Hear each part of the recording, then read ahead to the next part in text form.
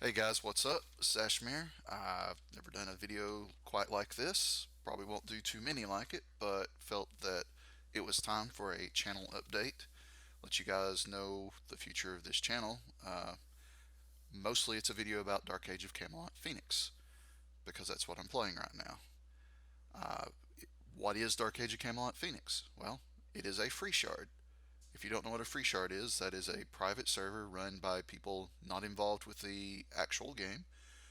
Generally, they do it on a certain patch level, usually an older patch level to really strike at the nostalgia. Um, Full disclosure here, I normally do not like free shards. I think they usually have a good base, they're a good idea, but they don't last. And they usually don't last for several reasons that I'll get into. Uh, One of the biggest problems is character permanency. Usually it's too easy to create a character, you don't have that time investment to really grow attached, or it's too hard. And players in 2019 can't spend the time on a single character that they did in 2001, 2002, 2003. I mean, the game's 18 years old at this point, guys. So, permanency or too hard, those are usually the main issues that make a free shard. Sometimes they last for years, but the population is not a sustaining population for in-game RVR. So with that in mind, when I go into Phoenix and start talking about it, you'll see that, you know, I'm not just out here hyping up the latest free shard. I don't think they work usually. Phoenix has changed my mind. So let's talk about some of the things that Phoenix has done right. It's going to be a lot longer than the things they've done wrong.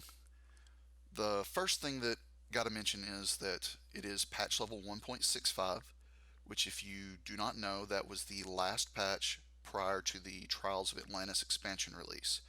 Many people point to Shrouded Isles, which was the current expansion at the time, as the golden age of Dark Age of Camelot. Uh, I'm not really too sure about the whole PvE part of Shrouded Isles because when it came out, I was already full time RVR. I was already on that grind. Had like rank 6, rank 17s, did not care about doing more PvE. I think I did the Lost Seed quest to get the necklace for a new template, and that was about it. So I never really experienced the PvE part of Shrouded Isles on Classic, so I can't really compare that to what this is. However, I will say that the majority of free shards that target this patch level say they're Shrouded Isles, but they have no Shrouded Isles, or it's minimal. This patch, this server has all of the Shrouded Isles content. It has the Galadoria and Hib, TG in mid, Kyre City and Alb. These raids are impactful and meaningful for your character, but we'll get into that later. The quality of life changes on this server are what's incredible. Most of the free shards that target this patch level try to stick to that really you have to grind your ass off to accomplish anything mentality. I remember the most recent Uthgard that came out. It took me 9 days to hit max level. Now, my first character in Dark Age ever took 26 days. We're talking about slash play, by the way. So 9 days, that seems a lot better. Well, we didn't know what the hell we were doing back then. I'm pretty sure the next character I leveled to 50 took around 9 or 10 days played, maybe a little bit less. I don't know. But Uthgard was hell. It just reinforced everything that sucked about classic Dark Age of Camelot. Stuff that, when I was 21 and, was just a college student, could spend all day doing. But I'm an adult, I have a job, I can't spend all day doing that. And my story is not unique. So that kind of thing won't work, won't sustain a casual player base, which is what's needed for a free shard, for any game, really, to thrive, is a casual player base that is able to attain and maintain the end game. So let's talk about some of these quality of life changes. The first thing that really hit me was the travel and convenience factor. There are teleporters, I don't want to say everywhere, But there are teleporters in so many places that it's hard to find a way to take a long time to get somewhere. Like you have to just be actively trying to avoid it. For example, in Hibernia, I'm going to talk a lot about Hibernia because it's the realm I'm playing. Hibernia, if you were in the Cursed Forest and your group broke or whatever, and you got another group in the Bog of Colon, well, you had a long ass horse ride, at least 15 minutes to deal with, because you had to go back to Drum Kane and horse to Innis Carthag. Then you had to run into the Bog of Colon. And I think that's the longest horse ride in Hib. I think Midgard has something similar, and Alb might have something actually a little bit longer. But that's a long ass horse ride. That's a long time to, 15 minutes of your day. If you're only playing for 3 hours, that sucks. If you're playing for less of that, that's even more significant. So that's a long ass horse ride. That's not a problem in Phoenix. In Phoenix, you've got a porter at Drum Kane. Where's the closest place you can port to get to Innis Carthag? Well, you can port to Innis Carthag itself. So that's awesome. There's also porters in Magmel. There's a porter in most of the SI towns. Porter at both border keeps, Tirnanog. There's one in the Shannon Estuary where the old SI portal used to be. There's porters everywhere. It basically makes it so that you can go from anywhere in the game to anywhere else in the game with a very minimal horse ride, and that's a win. That makes it less time spent in game doing nothing and more time working towards whatever your goal is. So, yay for teleporters. There's also hasteners in a lot more places than I remember being in Classic. I don't think there were any hasteners on Uthgard except for maybe at the border keeps. But there are hasteners in most towns, Tirnanog, Border Keep, SI, all the SI towns, and hastener helps you get where you need to go quicker. It's not speed song, not you're not a bard or a skald or minstrel, but it helps a lot, and it's just a little small change that shows you that the devs on Phoenix were serious about listening to the complaints that people had on Uthgard and other Freeshards of the like. I don't want to just shit on Uthgard here. The third thing that really stands out to me as being a huge convenience change is the slash train command. You can do a slash train anywhere in the game, as long as you're not moving or attacking or getting attacked. And you can actually train, not just preview stuff. So if you're in a great group that's just grinding out the mobs fast and you're getting levels, but you would get a new PBAE nuke if you went back to town and train, you'd have to balance, like, is it worth losing this time to go train versus staying in the group? And you don't have to do that decision now. You just say, let me train real quick. 20 seconds later, you've got your new PBAE. You're good. Another thing is crafting, and crafting is something that's always, well, to be blunt, just kind of sucks in Dark Age of Camelot. Uh, on live at this point, it's sort of a joke by how fast it goes, but it still sucks. It's not like they've ever done anything to modernize it and make it interesting. Not like WoW or some other games that have like a really immersive crafting system where you have to go and farm things and whatnot. So crafting still sucks in that respect. However, the Phoenix devs did some very, very nice changes for crafting here that make it not only bearable but easy. Um, a lot of people, I'm not saying I ever did, I'm not saying I never did.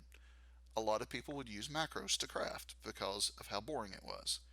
Uh, Outside of the game thing that's hitting a button every so often, so it's auto doing it for you. The way the crafting went, I can't blame people for doing that. Personally, I would usually just throw in a movie and sit and listen for the ding and hit the button again. But it's crafting sucked. It always sucked. You don't have to use any third-party software to accomplish that in this game. They have made craft commands that do that for you. And even better, you can alt tab and do something else while it's working. The craft queue command specifically. You can use it to do a variety of things. I'm not going into all that. You can read the quality of life that Phoenix changes and stuff. But basically, if you want to craft 40 things, you craft queue space 40. It crafts until it's made 40 things, or you run out of materials. You can also do craft into like a certain quality, or bag space, a lot of different things like that. You can also use the craft queue command to buy the exact number of items, material that you need to craft. A lot of great changes with that. They've drastically sped up the time it takes to craft things, drastically sped up the time it takes to salvage things. So those of you who trinket for money, salvaging a Finleith firebrand, for example, could take like close to 2 minutes. It takes like 2 seconds now, and you still get all the diamond bars out of it and turn your 2 seconds into 150 gold. It's very nice. So these are little things that just individually aren't a huge, like, oh my god, I have to play this game. But they're things that help, just little bits and pieces here that will help you in the end reach the end game and sustain the end game better. I really want to talk about RVR because that's what Dark Age of Camelot is. Never been known for its exciting and engaging, immersive PvE experience. It's all about getting to the end game and smashing some mids and some albs and some hibs. That's what it's all about. But you've got to get to that end game, and that's where many Freeshards fall short. They either give you the insta 50, where you, oh, okay, I've already made a level 50 character and it's templated and everything, let's go out. You have no sense of permanency, you have no like attachment to that character, you just made it. And unless you have like a really interesting system for progression, like Altieri, for example, had, there's no sense of permanency or attachment. Now, Altieri is a very niche thing, and it's fantastic for what it is, but it's never would be the thing that attracts a huge audience of casual gamers. So that's a long way of saying PvE is necessary and it needs to not suck. But it has to at least give you some kind of, I feel like I've accomplished something, I feel attached to this, I'm making a goal sense, a sense of progression. So you can't go the extreme other way like Uthgar did, like actual classic Dark Age was.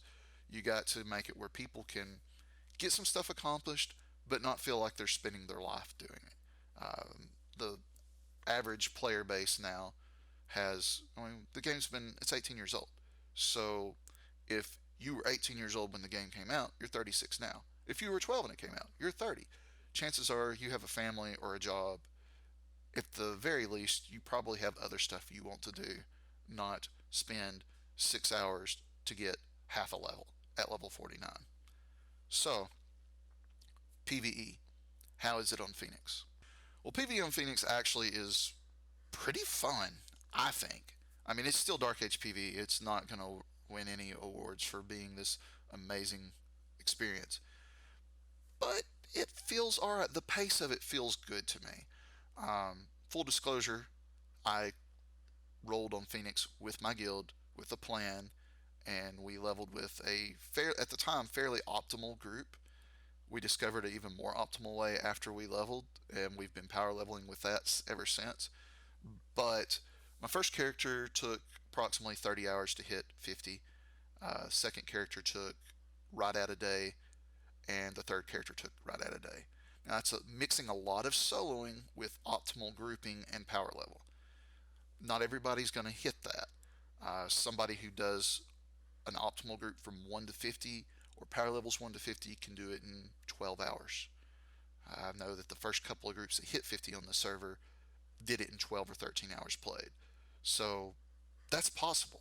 If you know the people and have the plan to do it, that's great. If you don't know anybody and you just solo, if you do it intelligently, you can go from 1 to 50 in roughly 48 hours played. To me, that's a good pace. And I'm not just spouting what the devs did. My old roommate just leveled a Nightshade 1 to 50 and had like 49 hours played. But you got to be smart about it. You can't just go and grind out yellow and blue mobs. You have to look around and do stuff. And I'm going to get more into that right now. The first major thing that the devs did on this game for PvE that makes it better is they increased the camp size and the spawn rate of everything. Everything. Uh, for example, classic Hib, the end of the grind was basically fins. You went to the Cursed Forest, you did fins, if you could get in one of those groups anyway. The best spot was, we called it hill fins on Lancelot. There were 6 or 7 fins there. That was it. But they spawned pretty quickly, and that was all you could handle at the time anyway. With a legit power level group, focus pulling or using a verdant animist, you can do 9 to 15 at a time really easily. The camps here sustain that. They increase the camp size dramatically and the spawn rate dramatically. It's fantastic. And it's not just at the end game, it's 1 through 50. You make a new character and you start in Dumnon or Magmail and you look around and there are just critters everywhere. That's great. Uh, for a constant leveling population, you'd have people fighting over camps, and most camps wouldn't even sustain a good group. But that's not the case here. You can have 2 good groups at the same camp, and it still work out well for both groups. Chances are one of the groups will leave, but that's another story. So, increased camp size, increased spawn of mobs, 1 to 50. That means you have stuff to kill. And if you don't have stuff to kill, you can't level. And it's everywhere. So, good on them. Another thing that you could do in leveling was called kill tasks. Most people are aware of kill tasks, some might not be, but kill tasks, up through level 20 anyway, you could go up to a guard and you could whisper task and he would tell you a mob to go kill. You go kill the mob, you come back, he gives you a significant amount of experience. It was great, but you lost a lot of leveling efficiency in your travel time, so that sucked. Well, kill tasks are a thing on Phoenix. However, they have, like everything else, improved the system.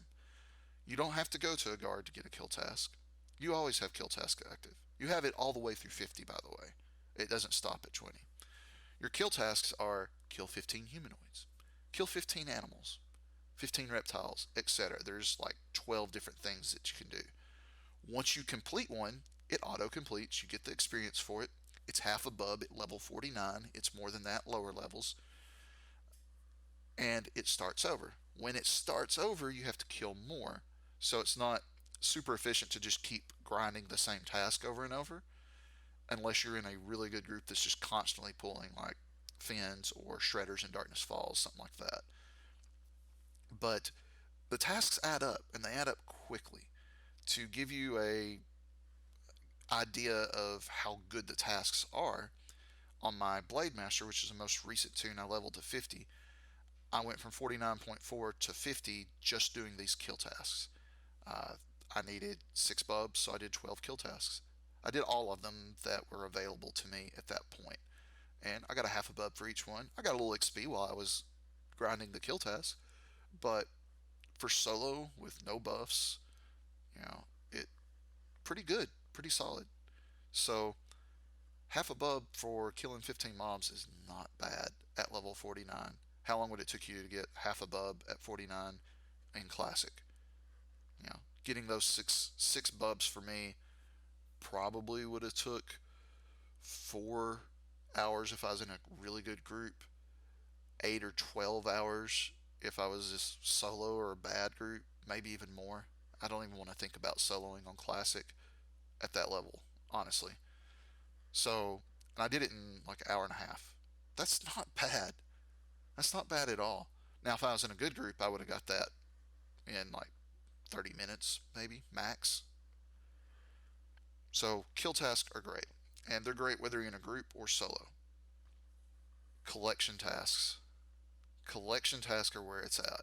Um, Collection tasks were always in the game, by the way. They just weren't very lucrative. If you don't know what a collection task is, there are certain mobs throughout the game that drop items, and you can turn these items into an NPC who gives you experience and gold for it. It's a significant amount on Phoenix. You can get up to 9 bubs, maybe even a full level at some of the lower levels. You're still getting 7, 8 bubs in your 30s, and you get half a level in your 40s. At 48 and 49, you get 4 bubs. That's pretty significant. Again, I just talked about how long would it take you to get 4 bubs at level 49 in Classic? Long time. In a great group or something, probably a couple hours. You know, so very significant.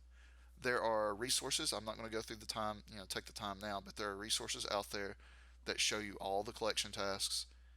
the location of the mob, what con it is, and the location of the turn in. All those are out there for you to go and find.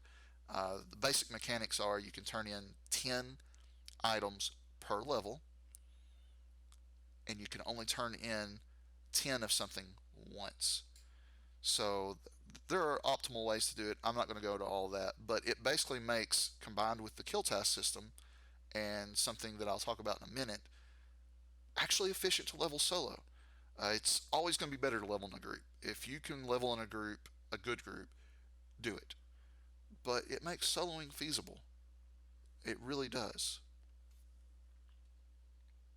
The experience bonuses on this server are fantastic as well.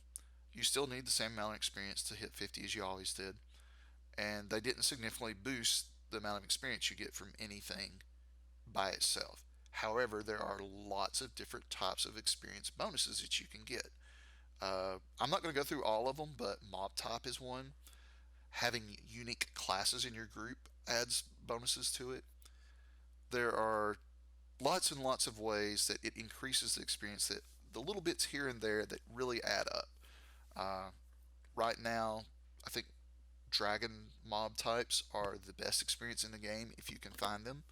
They give the largest increase if you can find a sustaining camp of those. And chain pull, that's the best way to go.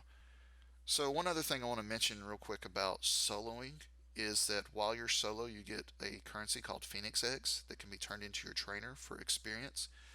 At the end of the game, it's not a whole lot of experience, but it is some extra. It can help you, get those last point 0.3 or something for a level so that you can do your next collection task. But early on, they're very, very strong and can really help you level rapidly. Phoenix Feathers are an in game currency that drops from certain mobs. I'm not going to go through all the ones that do it, but there are feather farms out there. This currency allows you to buy some in game items from merchants in Tirnanog, which is awesome because when you have 400 people on a Galadoria raid, even if your chest piece drops, the odds are not in your favor that you're going to get that. So, feathers are great. There's a lot of good in game items that you can buy with feathers. You can also buy things that help you with some advanced potions and stuff. That's something I didn't talk about in the quality of life, but you can buy end pots with 100 charges on them, power pots with 100 charges instead of 30 or 10 or 1 like Uthgard. So feathers allow you to buy some of that in-game stuff. It really helps you flesh out your template. Not as much as what I'm fixing to talk about, though. And yes, I'm Southern. I said fixing to. ROGs. ROGs stand for Random Object Generated, or something of the like. ROGs drop from 1 to 50, and it allows you to gear up your character as you're playing it. And I think that is one of the best changes that they did to this server. Probably the best change they did on this server. Leveling a character in Classic Dark Age, if you didn't have access to crafters or twinks, was not very fun. You had blue and green armor, you had very few stats on anything. That's not the way it is on Phoenix. ROGs drop frequently. By the time you're level 10, your character is decked out. Full armor, full weapons, all the jewelry spots, your rings, your bracers, your neck, your cloak, and it keeps dropping. It drops that way all the way to 50. And it's not like, okay, here's this, I don't know, here's this large weapon hammer with 4 charisma on it. It's not like that. The stats make sense. You don't have conflicting stupid ROGs drop. Very often, anyway. No. All the ROGs I've seen could be useful for some class. And this works all the way up to level 50. And the higher mobs, the end game mobs at 50, drop even better ROGs. So much so that making a template is pretty damn easy. If you spend just a little bit of time at 50, or if you're power leveling, while you're power leveling, you gather some of these ROGs, you can put together a really nice template using these ROGs and never have to go to Shiro Hills and farm 8,000 War Shadows for War Shadow Bracers for your guild that aren't even that good anyway. but they were good for the time. But seriously, like some of these rogs are just fantastic. There's good sources of rog farm. Hib you can do while you're doing Finliths. Any realm can do shredders. Whatever the realm's zone, like Cursed Forest in Hib, Ramarak. I'm not sure what that zone is actually called in mid, but not the not Venern Swamp, the other high level zone. Those epic mobs, and then I don't remember the Alb one either right now, but whatever. Those named mobs in those places drop fantastic rugs, and they drop a lot of feathers too.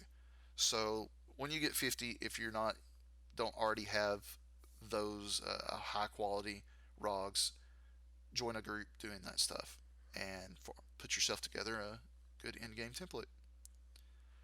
Um, I also want to note that to me, one of the reasons why I find this one of the best changes that they've done is a lot of people like games like Diablo where you've got the item hunt and you're killing a mob and it drops some items and you look at it and see what kind of rogs it dropped and like, oh man, this is really great. I can put this on my paladin or my sorceress or whatever.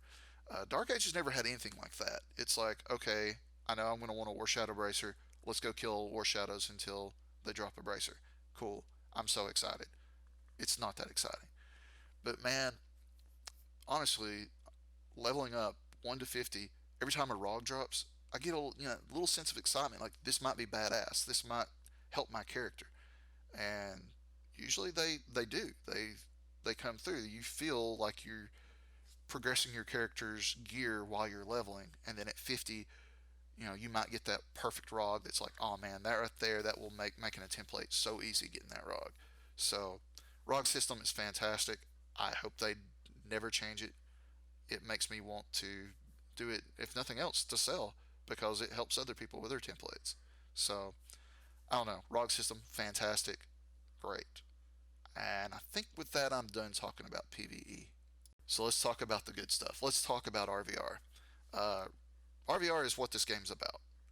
It is what it's always been about. As I've said before, people don't play the game for its PvE, they play it for RVR. So we're finally to RVR. It was not painful to get there. You've made a decent template now. You're out there with your base stats all capped, your hits capped, your skills, and your resists. So, what is RVR like? That's the golden question.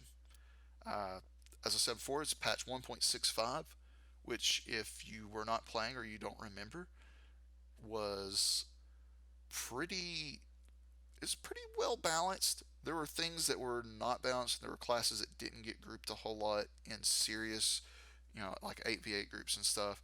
But all in all, it was pretty well balanced. The most imbalancing things were realm abilities, specifically the unique realm abilities.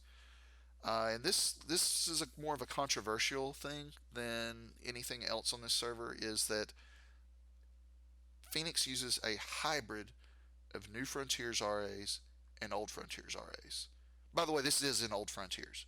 You're in the Old Frontier, which some people like and don't like. We'll talk about in a second. But the realm abilities, a lot of people have this nostalgia about how great the OF RAs were. And I did too, until I started playing Freeshards with Old Frontiers RAs. And I remember how broken, how powerful they are. I really do like this RA system a lot better. Um, it leads to different sorts of balance issues, but no longer do you have a group of really good players playing an ALB group that have a couple of I win buttons. Uh, Old Frontier Sauce was so stupidly strong, and Old Frontier's Boff was really, really strong. And them being the only ones that had it, ALBs, made it even stronger. Group Purge on Hib was ridiculous. Absolutely ridiculous. Don't have Group Purge. Don't have it. I do say it's a hybrid of NFRAs and OFRAs because it is a hybrid. You do not have the rank 5 abilities in that you do on live or did on live Dark Age of Camelot, which is good. You don't have the stupid like third rank 5 or I don't know, what's another overpowered rank 5, the sort. All these are ALB abilities. It's weird. talking about the Alb rank 5s and the Alb realm abilities. But there were very powerful rank 5 abilities for multiple classes.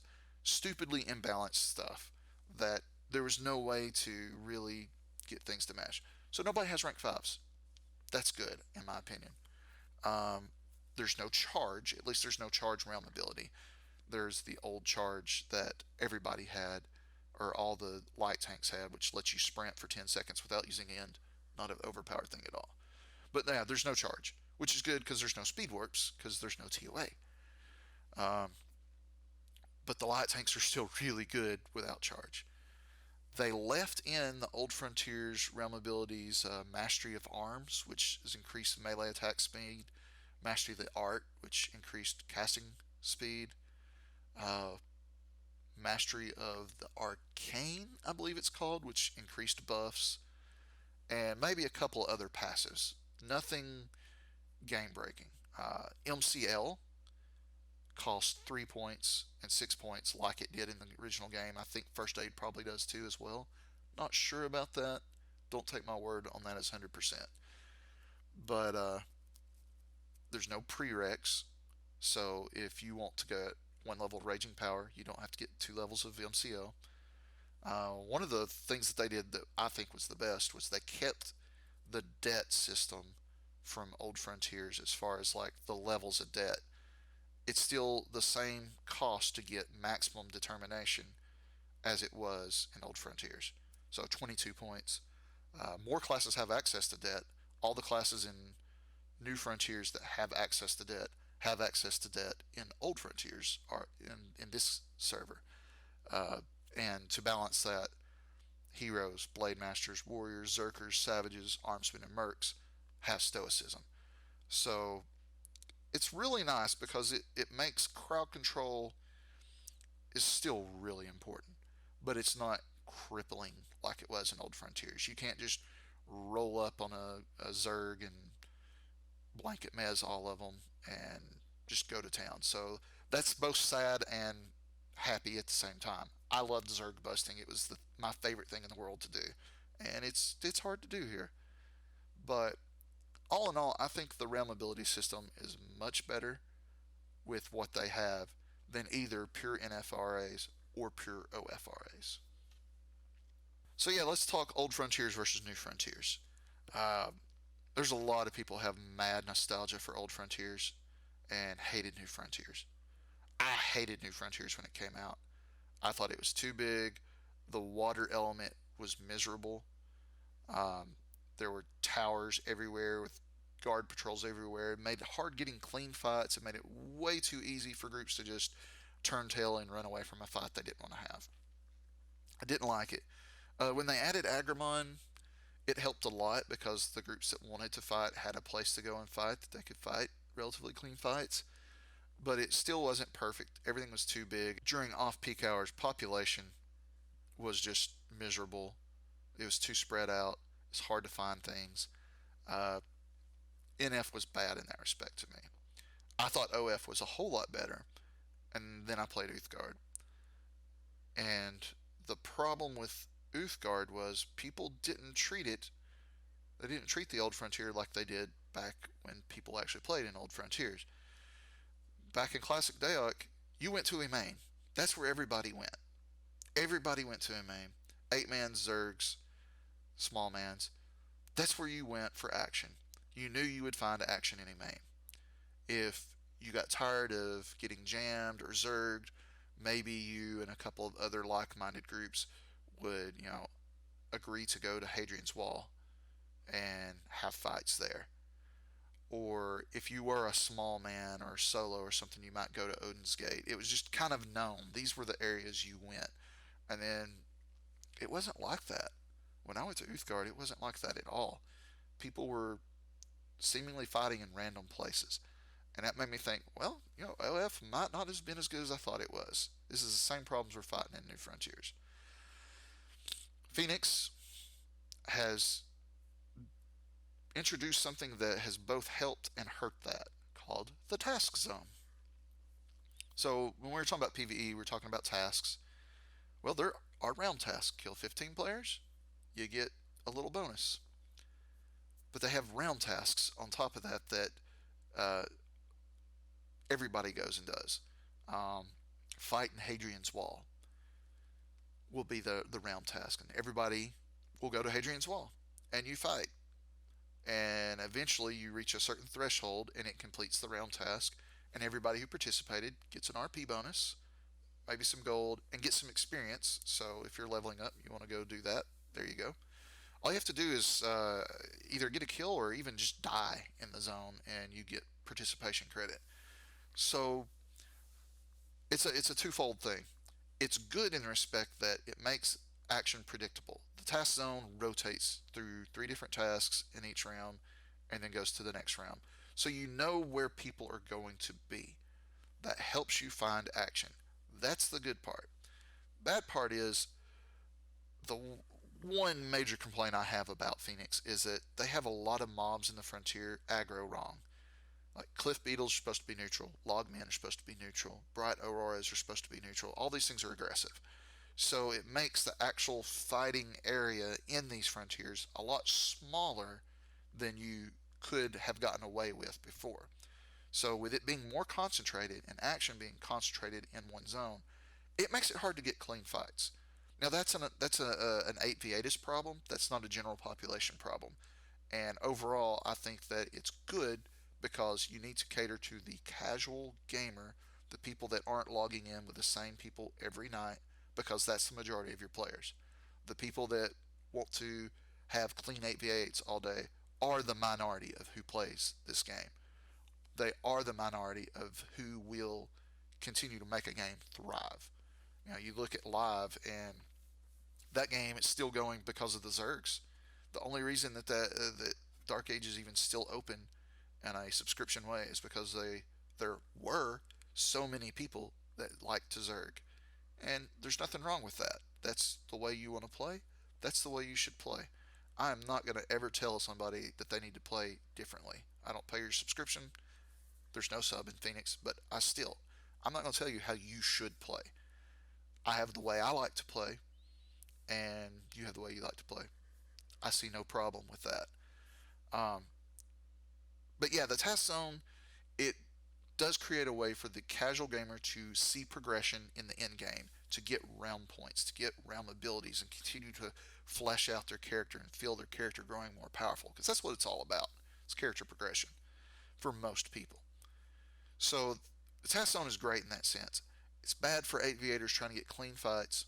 I will say the 8v8 Discord is really awesome, and the devs have even given their blessing to it, the Phoenix devs. But it seems to work really well in Euro time and not so great in North American time yet. There's only a couple of groups that seem to use it, and the major downfall is that without many groups using it and roaming a zone that they're not going to find anything else in, they're not going to find anything else in there, so they're going to leave. The end of the day, 8v8 is great, but most 8v8ers do want round points. They want to progress their character and make them better so that they're stronger in 8v8. So they will leave the whatever the zone is for 8v8, whether that's Jamplin Mountains or Briefine, which that's pretty much the two best zones right now, and they'll end up going to the task zone, and they'll get zerged and get frustrated, or they'll find another 8v8 group, and y'all start having a really great fight, and it'll get added on, and it's very frustrating from that point of perspective, that point of view, that perspective. But so what, man? At the end of the day, those of us who love that playstyle, we're in the minority. And as long as there are people to kill, then we will have something to do in the game. Uh, so, Task Zone, all in all, I think is really good for the overall health of the game, and is, along with the quality of life changes and the ability to create new characters and get them RVR ready in a reasonable amount of time, I believe Phoenix actually has a shot at lasting more than a few months, like most Freeshards do. I'm not going to go out on a limb and say 6 months or a year or 2 years or anything like that, because it is a free shard. You're not paying for it. when people pay for something, they will make themselves play it. But I'm having a blast. So yeah, I mean, I'm having a blast. I really my guild Outer Circle. If you've seen my videos, bunch of guys that got together on live through the years. We've lost some people and added some people and whatnot. We've got a really good core group, guys that I enjoy playing the game with them. I came back to play with them, not to play the game, but I'm actually really enjoying playing the game. So much so that I enjoyed leveling new tunes. I've thoroughly enjoyed leveling new tunes, even tunes I have no intention of playing in RVR. Right now we're on Hib. We're just playing Hib. But I want to play on mid too. I want to level some mid tunes. Fuck Alb. But, I played the majority of my game time in this game on Alb. So I'm just over Alb. I would go there if that's what we as a guild decided that we needed to do. But really, really pushing against that right now.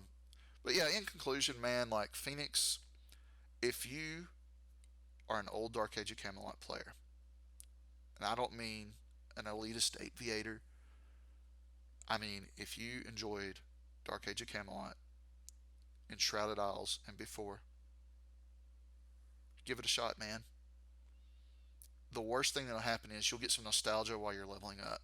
Best thing that could happen is you'll enjoy leveling up a lot, make some new tunes and level them up, or you'll jump into RVR and you'll find a guild of like-minded players and go out and take some keeps, do some Zerg fights, whatever floats your boat.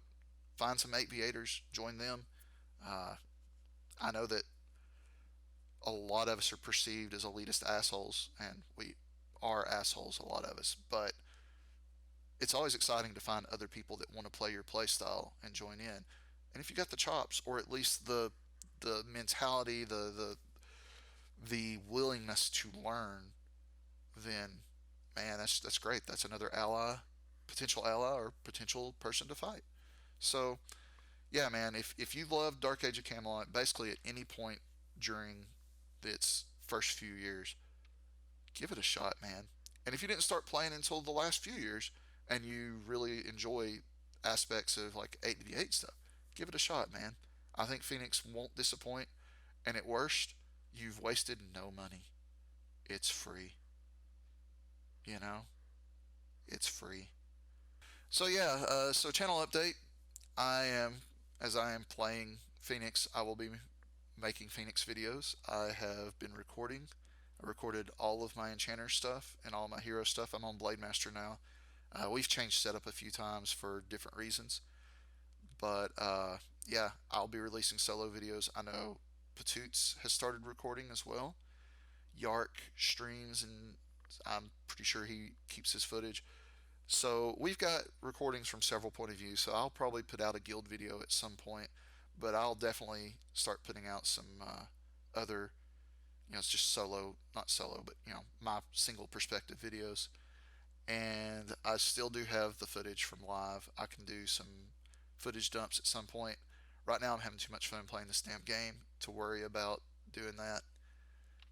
And yeah, so guys, come try it out. If you see me out there, wave or whatever. Uh, yeah, cheers.